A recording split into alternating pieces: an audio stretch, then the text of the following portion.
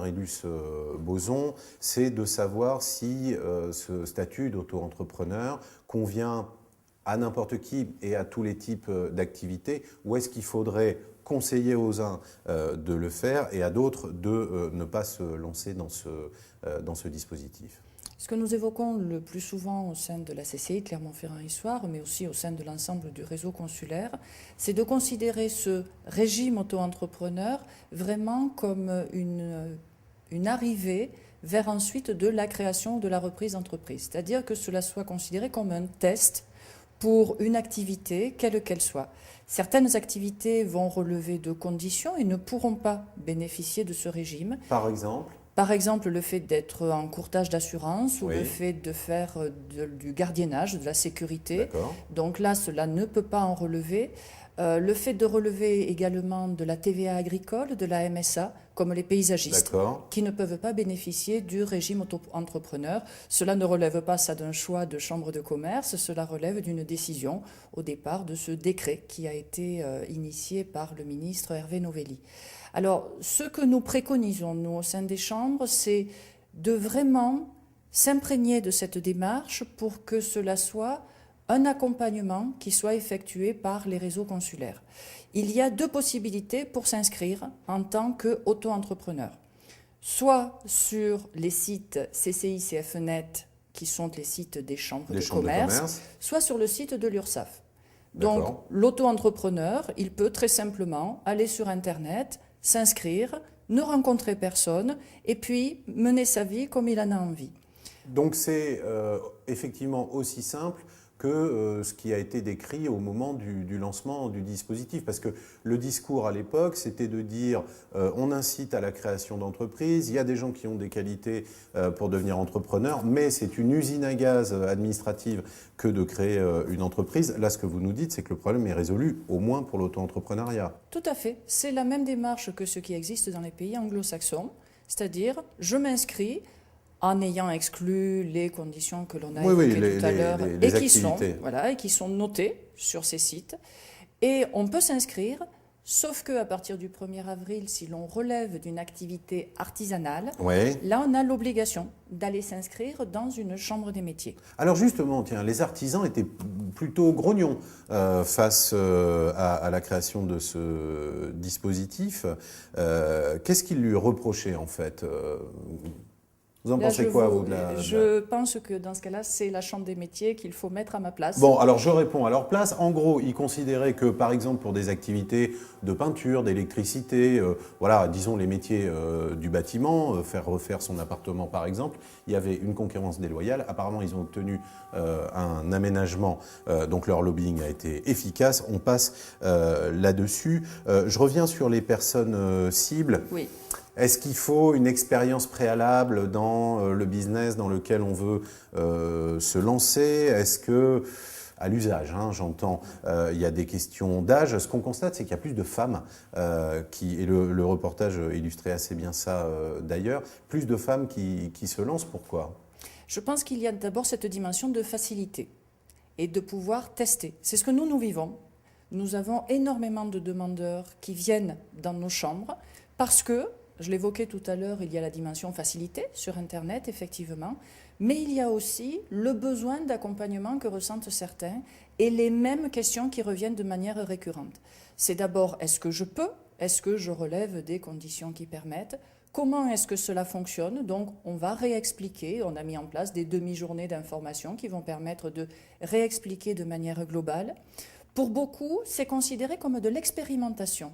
Et c'est dans ce sens que ce régime, il est vraiment, à mon sens, exceptionnel. Au-delà de l'expérimentation et au-delà de la simplicité dans les formalités, qu'est-ce qu'on y gagne concrètement par rapport à la création d'une entreprise?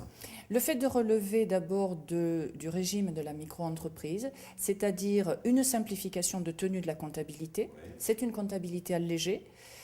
Effectivement, on ne bénéficie pas de TVA, donc ça veut dire que c'est plutôt tout ce qui est intellectuel, tout ce qui est prestation de services qui va être plus intéressant, c'est certain. Le fait d'avoir des charges qui sont moindres puisque 12% pour tout ce qui est commerce et 21,3% pour tout ce qui est service. Ça, c'est les cotisations sociales sur les revenus tirés de l'activité. Tout à fait. Et puis surtout, un élément qui était essentiel dans ce projet de loi, qui est qu'on ne paye que lorsqu'il y a du chiffre d'affaires. Et ça, lorsque l'on démarre une activité, je vous avoue que 10 ans après, lorsque j'ai créé Phébus, si j'avais eu le régime auto-entrepreneur, j'aurais commencé par ça. Parce que ça permet de tester.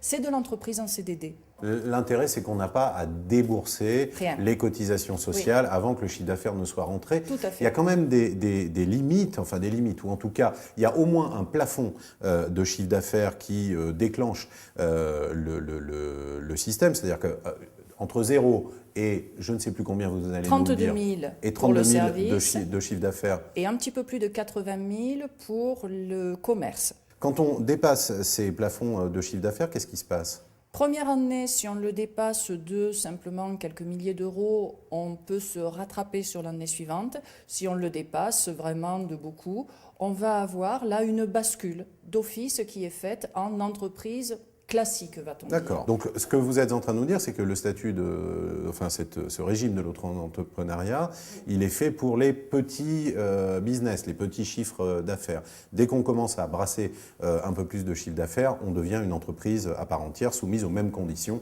que les autres. Mais il ne faut quand même pas oublier une chose qui est souvent occultée et sur laquelle nous essayons au niveau consulaire quand même d'interpeller aussi, c'est que 28% des créateurs classiques, tout ce que l'on peut inscrire, sur les 3 premières années, vont déclarer des chiffres d'affaires qui vont aller entre 15 et 30 000 euros par an.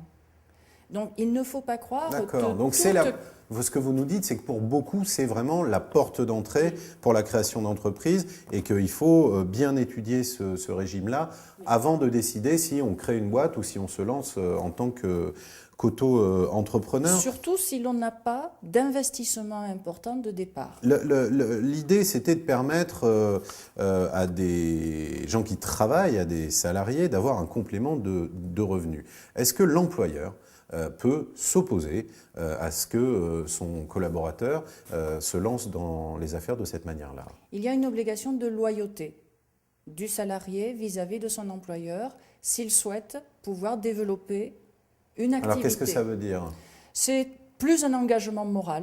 Il est évident qu'aujourd'hui, il n'y a pas d'obligation de déclaration. C'est un véritable engagement moral pour que le salarié s'engage à ne pas aller exploiter la clientèle de son employeur, qu'il n'y ait pas de détournement de propriété intellectuelle ou quoi que ce soit. On ne pique pas la clientèle, on ne fait pas de la concurrence déloyale en cassant les prix. Ouais. Aujourd'hui, les auto-entrepreneurs que nous voyons essentiellement viennent plus de la recherche d'emploi que du monde salarial. Si vous voulez des explications complémentaires, des renseignements, bien sûr, les chambres de commerce, celle de Clermont-Issoire en l'occurrence. Et puis pour l'inscription, si vous avez pris la décision, le site internet de la chambre de commerce par chez vous, dirais-je, mais aussi celui de l'URSSAF. Merci Marie-Luce Bozon. Merci à vous d'avoir suivi cette émission. Bonne chance si vous vous lancez dans les affaires. Au revoir.